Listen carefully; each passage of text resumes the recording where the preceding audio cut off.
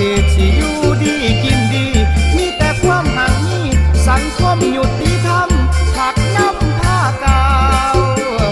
ต้องเอาแสงไฟเข้าขยายไปให้มันทั่วก่อนมันมัวมืดคึมเอาไฟเข้าพากลางให้มันเห็นหนทางให้มันแจ้งจางปางเบิ่งเด้น้อ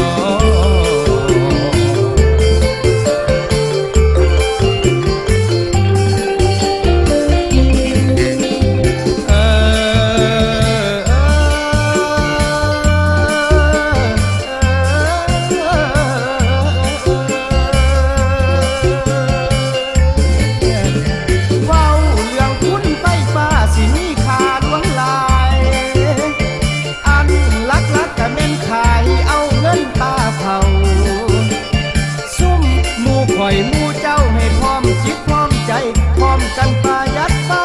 อย่าซาความยากบอกแม่นเว้าแต่ปากต้องตีนถึงมือถึงกดสวิตช์หมอดเบิ่งดอกไฟต่างๆไฟ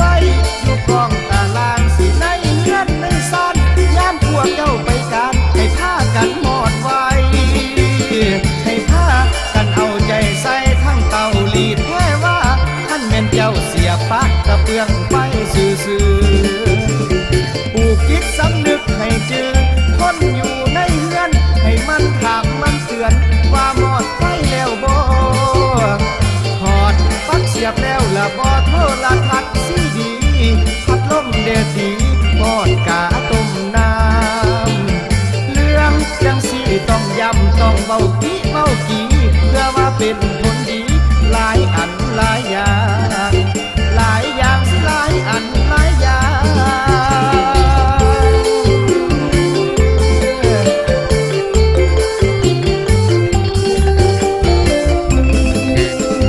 หนึ่งคือบินกะสิต่างสิจ่ายหน่อยถอยลงเงินกะยังเต็มถุงบ่บกบ่แหงสองคันสิเว้าให้แจ้งมันกะแม่นผลงานที่พวกเข้าร่วมกัน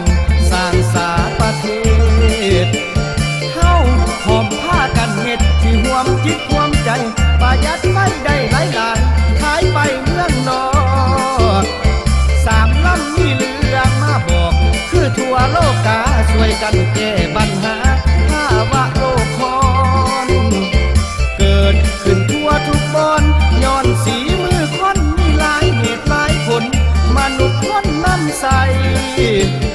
ปล่อยคาร์บอนไดออกไซด์ถึงเมื่อสะสมเกิดเป็นคือแก้วกลมๆที่ห่อคุ้มโลกไฟจึงเกิดมีเรื่องใหญ่คือโลกห่อนสับสนกระทบหมดทุกคนปรากฏการณ์เงื่อนแก้วมันเป็นจังสี่แล้วคือผลเรื่องสายใหญ่บ่ว่าไผว่าไผก็ต้องมีส่วนร่วมหัวหน้าก็ต้องมีส่วนร่วมสมาชิกก็ต้องมีส่วนร่วมลดทอนพลังงานถือต้องตามแผนการภายในภายนอกหลักเข้าขายไฟฟ้าออกเอาเงินตาเข้ามาเมานำการสร้างสายังหลายกาดอลองไปเบิ่งเด้อพอทั้งเขตชนบทหนทางกะหนทางอย่างหมดรถเล่บ่ฮอดการศึกษากะแม่นขอดสำคัญนักหนาคันใดไฟเข้ามาให้ลูกหลานเฮียนหำให้ลูกหลานเฮียนหำ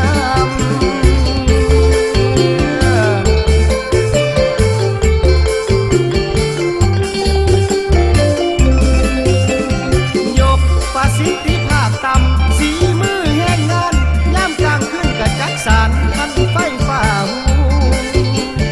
การเกษตรกสิพุ่งทั้งโกมน้ำเขาหน้าขยายการเลี้ยงปลาหมูพันเป็ดไก่สิหมูพันเป็ดไก่ไฟฟ้านี่มันแม่นเรื่องใหญ่แม่นปัจจัยสำคัญช่วยสุขช่วยดันความทุกข์ความยากหนีจากความลำบากขาดเขินให้บ้านเมืองเจริญกาแม่นไฟนี่ตัวกาแม่นไฟนี่ตัว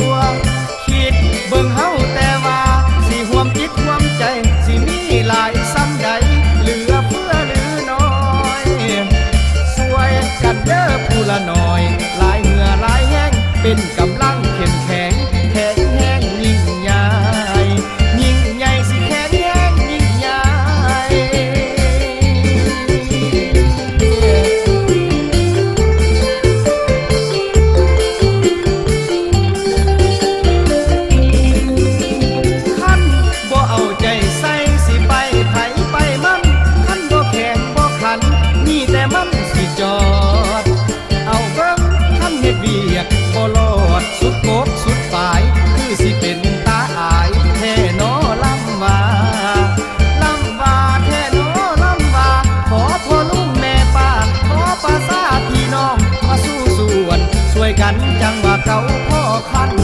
พอดี